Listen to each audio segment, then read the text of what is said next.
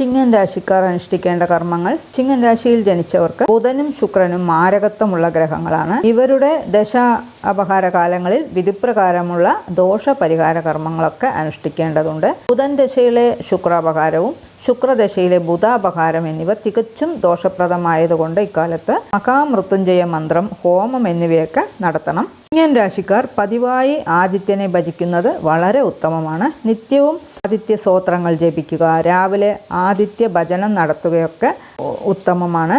അല്പം വെയിലേൽക്കുന്നതും പതിവായി ആദിത്യ ഹൃദയം ജപിക്കുന്നതും വളരെ ഉത്തമം തന്നെയാണ്. ഈ കൂട്ടർക്ക് പകലുറക്കം കഴിയുന്നതും ഒഴിവാക്കുന്നത് നല്ലതായിരിക്കും. ആദിത്യ ക്ഷേത്രങ്ങളിലോ ശിവക്ഷേത്രങ്ങളിലോ ദർശനം നടത്തുക, ജന്മനക്ഷത്രം തോറും ആദിത്യ പൂജ നടത്തുക എന്നിവയൊക്കെ ശുഭപ്രദമായിരിക്കും. ഈ രാശിയിൽ ജനിച്ചവർ ബുധപ്രീതികരങ്ങളായ കർമ്മങ്ങൾ, ശ്രീകൃഷ്ണ ഭജനം തുടങ്ങിയവ അനുഷ്ഠിച്ചാൽ സാമ്പത്തികമായ ഉയർച്ചയൊക്കെ ഉണ്ടാകും.